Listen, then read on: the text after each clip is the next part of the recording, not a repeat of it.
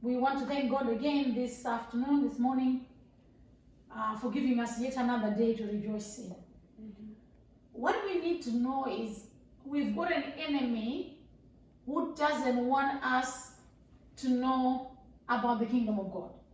You need to know that the devil himself is not happy for you to learn any stuff about the kingdom. I've got evidence because it's in the word of God. Let's go to Matthew chapter 13, verse 19, or 18 and 19. Jesus is explaining the parable of the sower. When I first heard the parable of the sower, I never thought there was kingdom in it. I thought it was just a parable of the sower. You know, when you study the word of God, you think, well, we'll hear about the kingdom later. But now Jesus is talking about the sower, the parable of the sower. So after giving his parable that a sower went forth to sow, right? He sowed the seeds, and we've got 4 groups of seeds that fell, or the same seed fell on 4 different types of grounds. You hear rocky ground where there's nothing. The birds of the air come and snatch it. The seeds, right? And then we hear of a thorny ground where the seed grows and then is stifled, right? And then you hear of a little bit of sand and a little bit of soil and a little bit of rock, and the seed grows a little bit, but because the roots are not very deep, the sun comes up, gone. And then you hear of the seed that fell on good ground, bore 100-fold, 30-fold, 60-fold. So when I first heard of this parable, I never thought there was kingdom in it, and it wasn't anything to do with the kingdom. I thought it was about parable, the sower, and how when people preach, when God shares his word, when we hear the word of God, some people receive it like this. And I never thought it was about the kingdom until I read the explanation of the parable by Jesus. Because his disciples came and said to him, why do you speak in parables? He would have just said, oh, you know, I love parables because it makes everything complicated. He said, no. To you it has been given to know the mysteries of the kingdom. Right? And I'm pretty sure the disciples, just like you and I, were thinking, where is the kingdom in the parable of the sower? I don't see it. But then when Jesus explained it, kingdom comes up. Which means in every parable, in every passage of the Bible, there is an explanation, and that explanation is about the kingdom of God. So when Jesus said to seek the kingdom, we need to know exactly where to go to seek it. In the constitution of the country called the kingdom of God. Because if I want to know about Australia, I go into the constitution of Australia to see how the country functions. And you can never say, I know it all. I read it in 2 days, done, finished. You can never say that. With the kingdom of God, we are learning every day. We're hearing new stuff every day. And every time it's like a person, even Jesus said, the kingdom of God is like a man who is bringing out new stuff and old stuff. And old stuff looks new. Right? And he said, I don't know how many parables about the kingdom of God. And some of them, they don't sound like he's talking about the kingdom of God, just like this one. But yet, he is actually talking about the kingdom of God. Let's read. In Matthew chapter 13 from verse 19. Therefore, hear the parable of the sower. Yes, let's hear the parable of the sower. When anyone hears the word of what? Of the kingdom and does not understand it. Because you don't understand something the first time you hear it. Right? You want it explained and explained. That's why university students in the Western countries and even in other countries, they are now relying on online lectures. Because you say, you listen to it over and over, you can rewind and fast forward and take notes and pause because you want to understand better. Yeah. Right? So he said, hear the parable of the sower. When anyone hears the word of the kingdom and does not understand it, guess who rocks up to take the rest of the little bit that you know? The wicked one comes and snatches away what was sown in his heart. This is he who received seed by the wayside. When you hear the message of the kingdom and you are beginning to understand, or you are questioning yourself, what is the kingdom? Guess who comes? Not even demons, by the way. The enemy does not even send demons or anyone else. He comes himself to do what? To snatch what? The knowledge about the kingdom. Because he wants to hide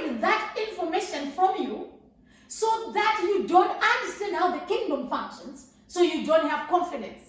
It's all about your self-esteem as a kingdom citizen. You lose your esteem or your confidence in your country. How many people have done that? They've said about so many countries, we have lost confidence in that country. So because of that, it affects investors coming in and doing it, affects business and everything. The economy is affected. Everything of that country is affected. And that's exactly what the enemy wants to do to you. He wants you to not know how the kingdom of God functions. He wants to hide stuff from you so that when you hear about the kingdom of God, he snatches it away. This is exactly how the enemy does it. Don't worry about the kingdom. You don't have to hear about the kingdom. It's okay to not hear about the kingdom. Hear about other messages. You can have 20 weeks. I hear profound speakers. 20 weeks on a series. And none of it is on the kingdom. And the kingdom of God is only mentioned once in passing. And black, the enemy is like, yeah, keep on preaching. As long as you don't tell people how the kingdom of God functions and how it works, and people are not seeking it in the way, I'm fine. He uses anybody to make us not hear the message of the kingdom, because he will produce eloquent speakers. There are people who preach, guys, who preach well. And they can preach well on a topic that they have created and picked up. And yet Jesus said, seek first what? The kingdom. And the kingdom is in the Bible. So if you are not careful, you will hear something else instead of hearing the kingdom. And then the next thing is, but he who received the seed on stony places, this is he who hears the word of the kingdom and immediately receives it with joy, yet he has no root in himself. Right? But endures only for a while, for when tribulation or persecution comes, what we need to know is the kingdom of God comes with persecution. Oh yeah. If you're going to enjoy kingdom life, you might as well enjoy the whole bit. The good and the bad that comes with it. Life happens to everybody. It happened to Jesus. They called him Beelzebub. They hated him. They crucified him. Yes, of course, it was to fulfill scripture. But every time he did a miracle, I hear indignation from the Pharisees and the scribes. They were angry with him. They sought to kill him. They sought to stone him. Everyone sought to kill him. And yet he continued. So persecution will come. As you preach the gospel, as you seek the kingdom, persecution will come. And guess who brings it? The enemy. But God uses it for his own good. God uses the persecution for you to understand that for kingdom to expand, it expands in heat. When Jesus told his disciples, you're going to preach in Jerusalem, in Samaria, and in Judea, and into the uttermost parts of the world. Everyone thought that. I'm pretty sure that's what everyone thought. Yeah, what we'll do is we'll tell someone in the uttermost parts of the world to preach it, who say the message. All right? And we ain't going to the Samaritans. They're dogs. We don't mix with Samaritans. They're Gentiles. I can almost hear the 11 going, oh, of course not. We won't be going to Samaria. I'm not ready for Samaria yet. We are just going to stay in Jerusalem, right? And just teach to the Jews. Then Paul came, brother Saul. And he created havoc in the church. Dragging men and women. He didn't leave anybody out. He dragged men and women and took them to the courts, and he would make sure they went to prison, and he was clapping his hands. He was there clapping and cheering on when the first martyr of the church, Stephen, was stoned. He was so happy and clapping. He was still a young man then.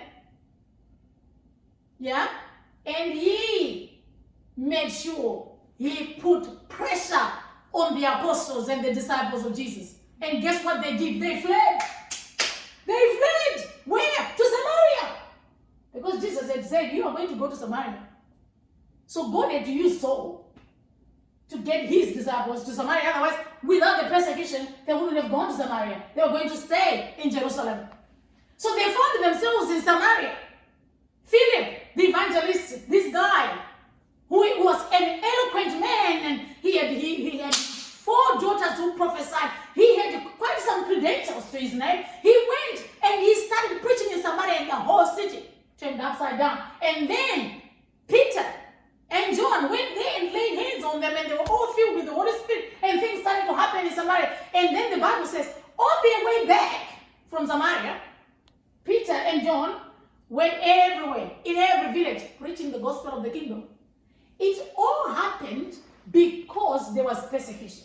But here in the parable of the sower, it's saying, those who were persecuted did not stand it. So this is the thing. As you preach the kingdom, as you live the life of a true, genuine kingdom citizen, you are bound to be questioned about your faith. You are bound to be criticized and called names. You are bound to be laughed at. Definitely laughed at. You will be. People will call names and call you names and say you don't believe. If you do a miracle, they'll call it something else. And whatever you do is washed. Isn't that what Paul said in Hebrews chapter 12? As we run this race, we know there's a great cloud of witness around us. Let us make sure that we don't even fall into presumptuous sin. Because the world is watching, and they know that the author and finish of our faith is Jesus. We run the race looking after Jesus. Please make sure you don't falter. Why? Because people are watching, and the enemy is making sure he uses just one mistake you make to pull you down and tell you you can never rise up. But the Bible tells me in Psalm 37, if a good man, the steps of a good man are ordered by the Lord, though he may fall, he shall not be utterly cast down. Guess who holds him up? The Lord himself. And yet who is directing his steps? The Lord. And he falls. So we need to know that as the word of the kingdom is being preached, we need to see that. And now those who received among the thorns is he who hears the word, the cares of this world, and the deceitfulness of riches choke the word, and it becomes unfruitful.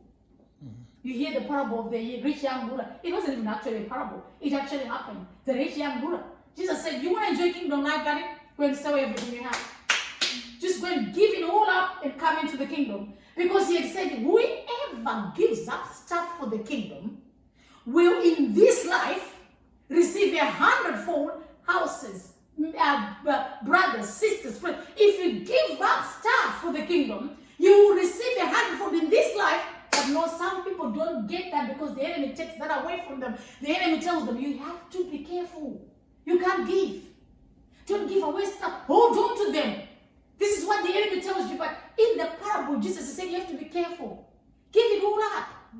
Don't hold on to stuff. Don't let the cares of this world take away the message of the kingdom away from you. Because once you lose the knowledge of how the kingdom of God works, you hold on to stuff. And you think your stuff matters. But he who received seed on good ground is he who hears the word, understands it, who indeed bears fruit and produces some 100, some 60, some 30. We are all not going to be fruitful the same way. But we are going to be fruitful in our own way. Yeah. Yes. That's how the kingdom of God. If you didn't know that the parable of the sower is about the kingdom, you would just skip it.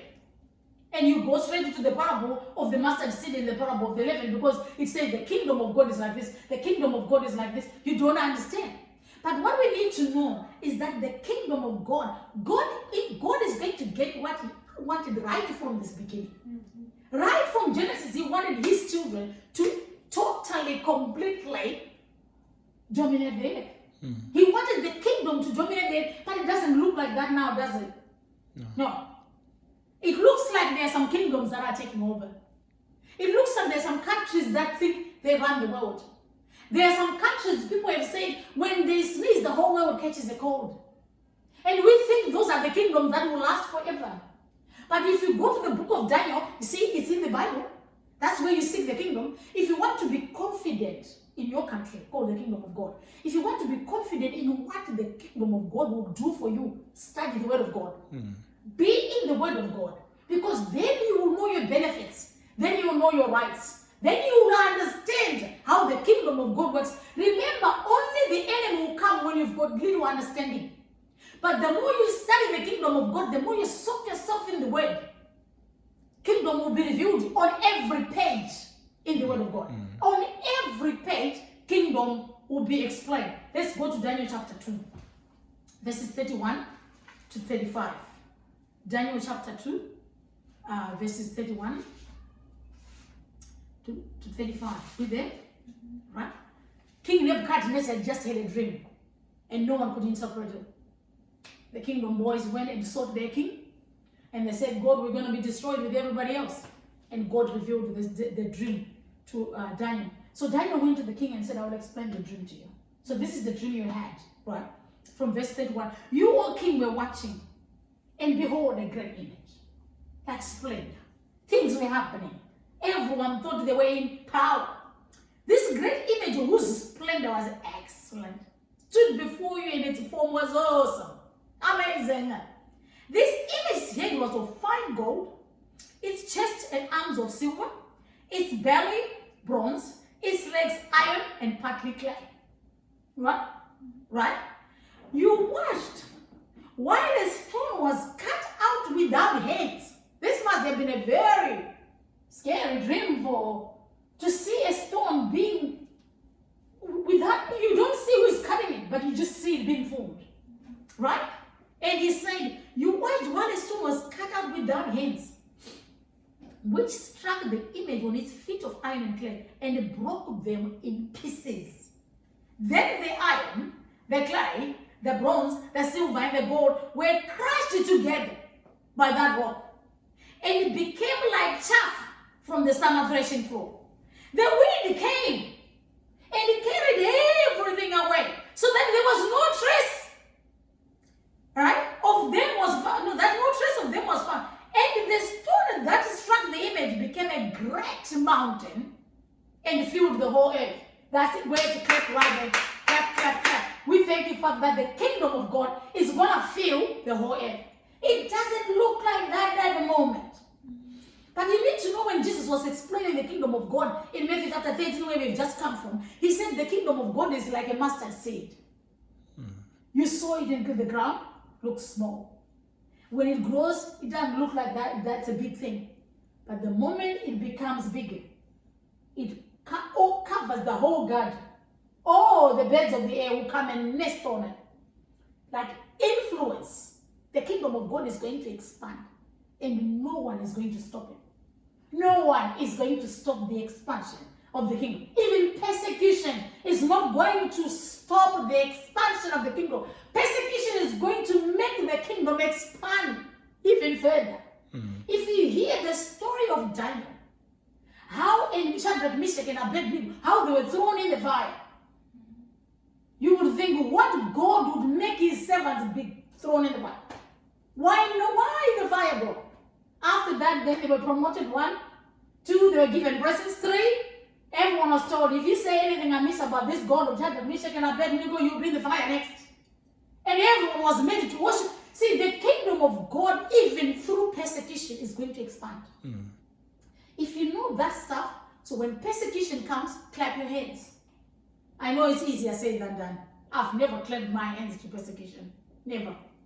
I've cried. And I've told God what is going on, as if he doesn't know. You know how we sit down and explain to God in detail, and we call it prayer? I've done that. Sit down, Jesus. I want to explain to you what is going on. And God is like, I already knew your life from the beginning. Right from your mother's womb. I already created everything. I'm leading every step. Though you may fall, you shall not be utterly cast down. No, Jesus, just listen. Listen, stop.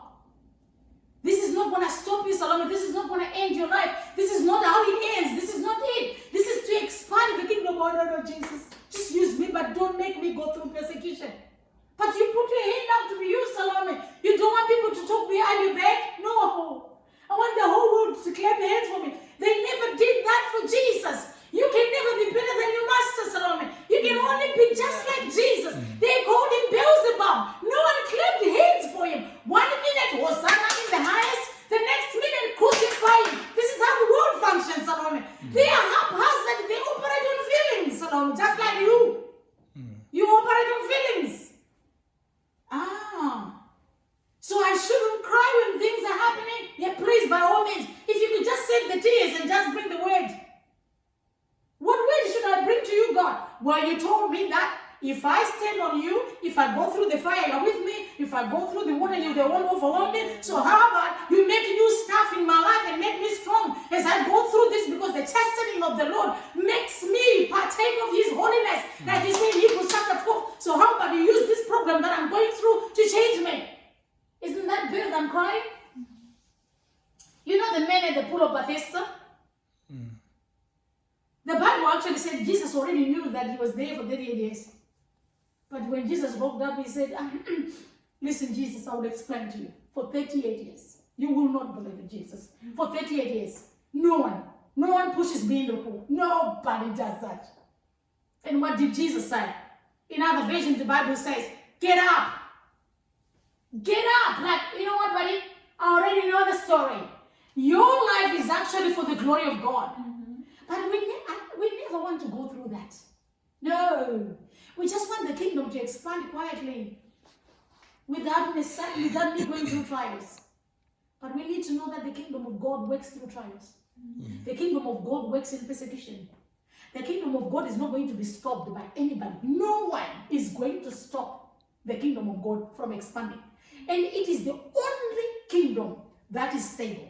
It is the only country that you can trust in. Yes. It is the only country that has never had inflation. It is the only country that owns all the gold and all the silver on earth. You know Qatar? Qatar is a country that only owns oil in Qatar. In Dubai, they only have the oil, right? Wherever they are, they only own what is their country. And that's theirs. And they claim it to be theirs. South Africa owns all the diamonds, all the diamond mines and everything else that's in it. But the kingdom of God owns all the gold, and all the silver, and all the oil, including the presidents, the prime ministers, and everybody else in there. This is the country that owns everybody. Talk of human resources. This is the only country that has the biggest HR department. The only country that has never had inflation. The only country that doesn't have votes. See what happens in the world when we vote? One president saying I didn't win and the other one I won and this and that and all that goes on in this world. In the kingdom there's no voting. And in the kingdom of God you don't come with your opinion. No, Salome, you don't say where I come from. Because the king will say, I own that place where you come from, Salome. Or in Zimbabwe, God, we don't do it like that. You'll be like, I own Zimbabwe. When we don't do that in Africa, God, can't you see the color of my skin? Yes, I created you like that. Yeah, I own you too. So you don't come with your opinion and you don't tell me about Zimbabwe. I created it. So your opinion doesn't come. You don't say, you know what? In my opinion, Jesus, I think. You don't even say that. When he says seek the kingdom, you just seek it. When he says to preach the kingdom, just preach it. When he says to pray, pray. When he says to give, give. You don't have to have 25 angels come and confirm you to give people $5. Just give it away. Or it's the last money I have. You know that it has happened before that someone gave their last meal to a prophet and then they had the full meal for I don't know how many years from the same little bucket. Oil and flour. It never ran out. Now we're getting really tapping into the supernatural. Yes, the kingdom of God is supernatural.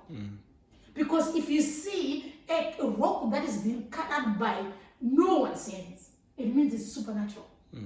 So you need to expect the supernatural intervention of God in every situation of your life. Don't let the world explain kingdom to you. Because the world will tell you, God said you start a business. Can't you look at the color of your skin? Look at your height. Look at how old you are. You think you could start a business?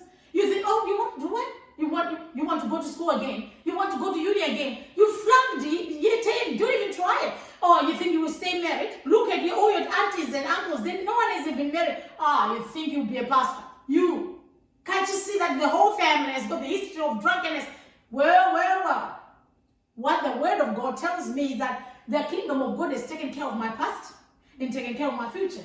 It has taken care of my present. Everything has been taken care of. Yes, the supernatural takes over the natural. If Sarah could bear a child at 90, which is unheard of, it means the kingdom of God, when it kicks in, removes all the natural forces and it takes over supernaturally. Supernaturally, the kingdom of God. Let's go to Daniel chapter 2, verse 44.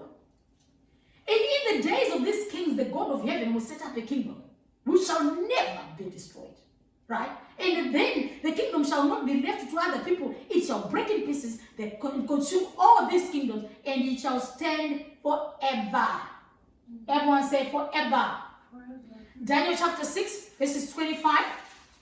That's why I say you need to study the word of God, because that's where kingdom is written.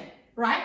Daniel chapter 6, verses 25 to 27. Then King Darius wrote to all the peoples and nations, languages that dwell in all the earth, peace be multiplied to you. This is his salutation.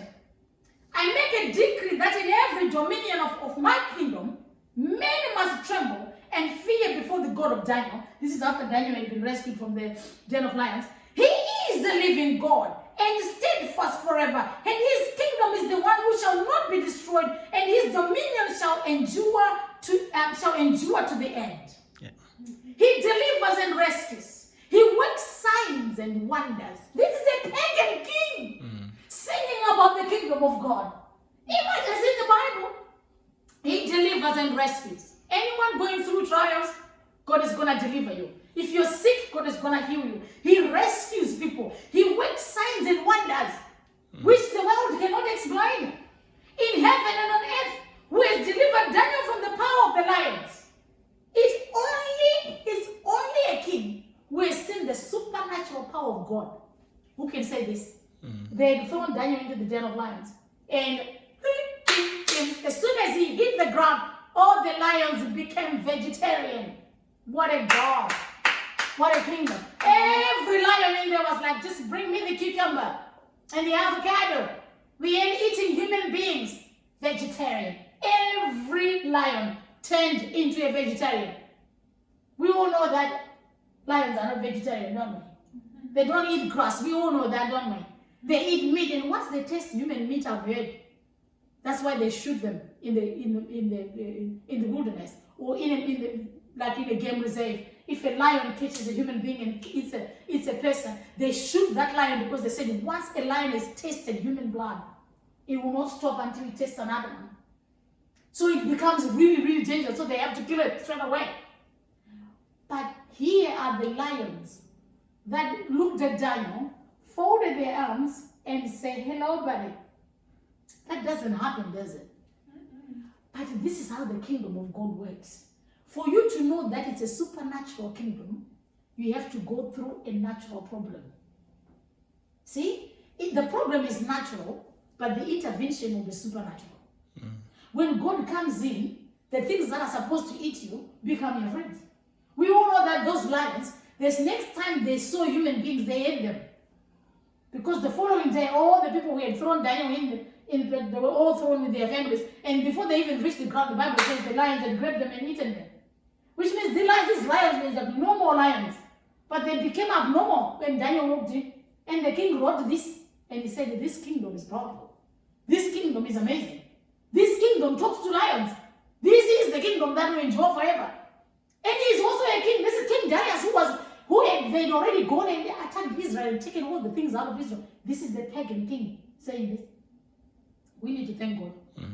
We need to thank God. We need to pray. Father, I want to pray. I want to pray that your kingdom takes over. I want to pray that when we understand the kingdom, the enemy does not come and snatch away the little that we know.